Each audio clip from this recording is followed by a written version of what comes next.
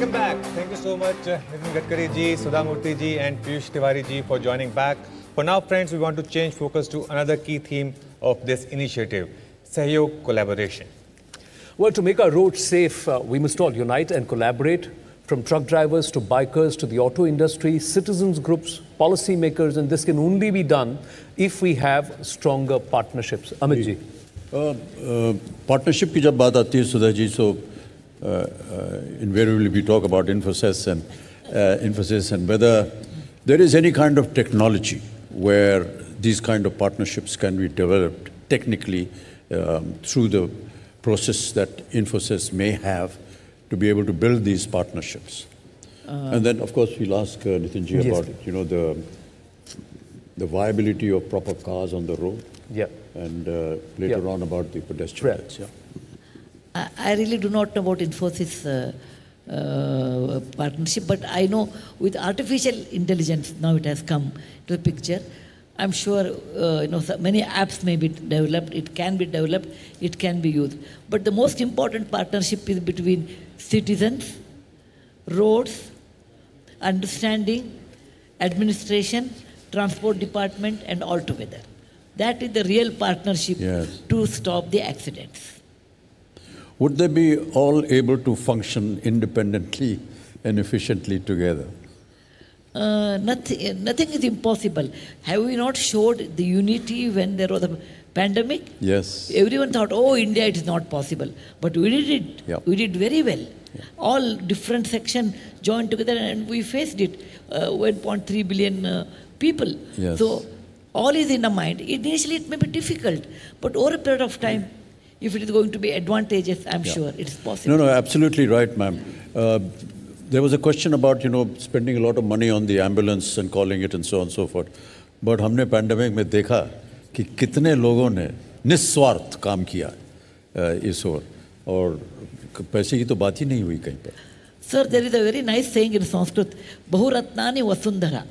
Mother Earth has many diamonds. Kohinoor is not the only diamond. There are many more diamonds are there. And Mother Earth has. So we have so many things.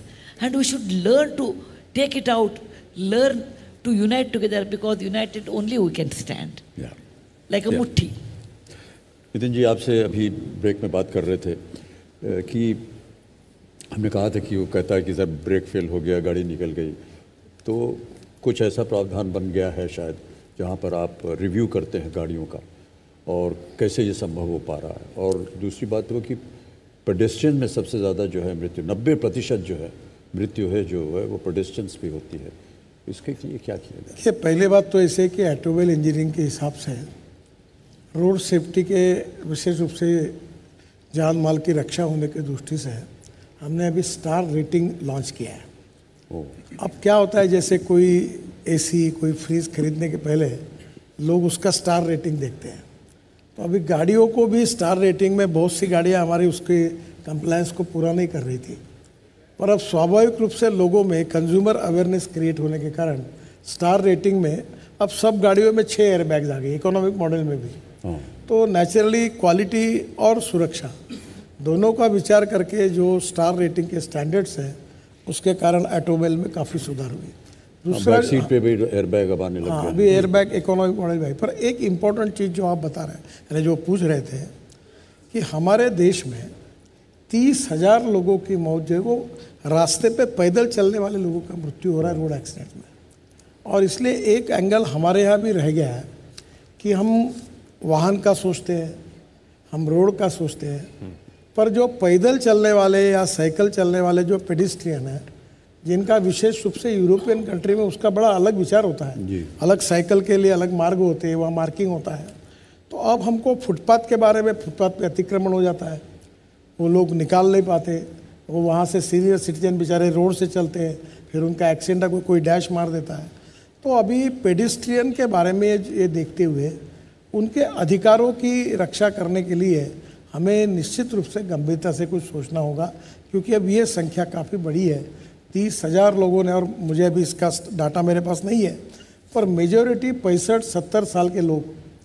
हमारे यहाँ ऐसी घटना हो रही है कि सुबह morning walk के लिए निकले और कोई स्कूटर वाला आया और उसने 75-80 साल के सीनियर सिटीजन को डैश मार दी और बेचारा चला गया। तो ये एक प्रकार से ये जो पैदल चलने वाली जो सीनियर सिटीजन है उसमें से उनकी भी मृत्यु होती है।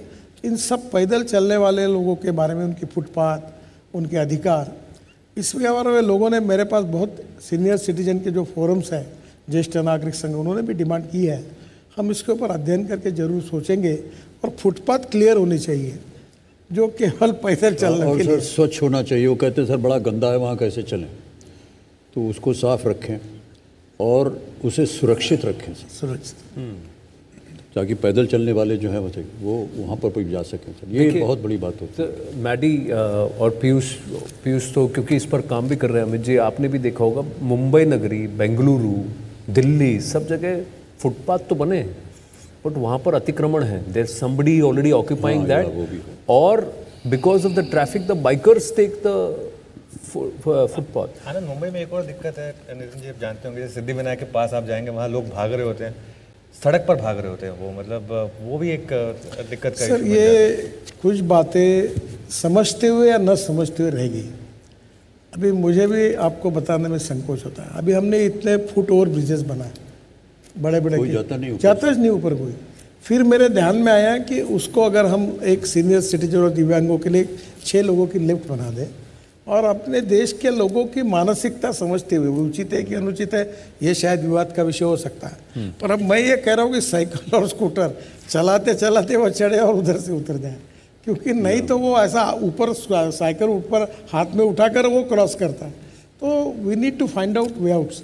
तो अभी हम लोग कोशिश कर रहे हैं, फुट ओवर ब्रिज के डिजाइन तैयार कर रहे हैं। Okay, Piyush ji, How much does designing roads, designing street design, can we improve that? Are you working on that? Ji, Let's बिल्कुल। take that forward and with Maddie and जी, actually मंत्री जी के मार्गदर्शन में हमने एक कार्यक्रम की स्थापना की जिसका नाम है ज़ीरो फेटालिटी कॉरिडोर, जिसमें कि हमारा मकसद ये है कि जो देश के जो 100 हाईवेज़ हैं जिसमें कि सबसे अधिक दुर्घटनाएं होती हैं, उनमें हम दुर्घटनाओं को कम कर सकें। अब जब हम इसको साइंटिफिकली स्टडी करते हैं तो हमें पता लगता है कि सबसे ज़्यादा दुर्घटनाएं वहाँ हो रही हैं जहाँ हाईवेज़ गांव से या टाउन्स के थ्रू निकल रहे हैं, क्योंकि वहाँ पर लोग हाईवे का यूज़ करते हैं, वहाँ पर लोग हाईवे पे आते हैं।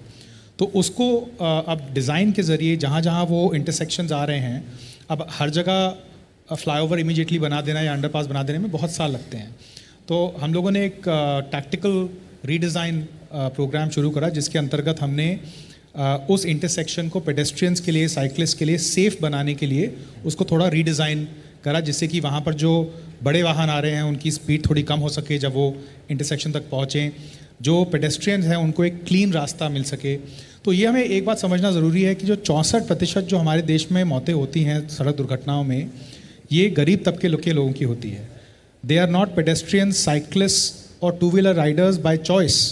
They are often pedestrians and cyclists by compulsion because they don't have other safer modes of transport to use. So unless we provide them the facilities, especially not just in cities, we talk about Delhi and Bangalore, but majority of crashes happen on our highways when they pass through villages and smaller towns. So we have to treat those areas appropriately so that the most vulnerable sections of our society that are using those intersections and those roads can remain safe. And that is the entire effort that we are taking under the Zero Fatality Corridor Initiative to make 100 highways in the country zero fatality highways over the coming few years. Absolutely. Maddie, we can bring about the change only when we all collaborate, right? That's why it's important for both drivers and pedestrians to bear the responsibility. I'll just give an example. So often we see parents walking their children, and very often kids are walking on the side of the traffic and not on the footpath. It should be the other way around, right? The children should be on the side of the footpath and not on the side of the road. There's so many examples like that to keep the kids safe. What's your view on that? No, it's absolutely true. We just talked about that. But also, बच्चे को उस तरफ ना रखें, जिस तरफ traffic चल रहा है उधर ना रखें। And the other thing is when हालांकि अगर वो पेवमेंट पे चलें तो सबसे सुरक्षित जगह वही है। बट सर कई बार पेवमेंट से क्रॉस करके आ जाते हैं, वो कई बार ड्राइवर की गलती भी नहीं होती, और ड्राइवर को डर लगता है कि कहीं पेवमेंट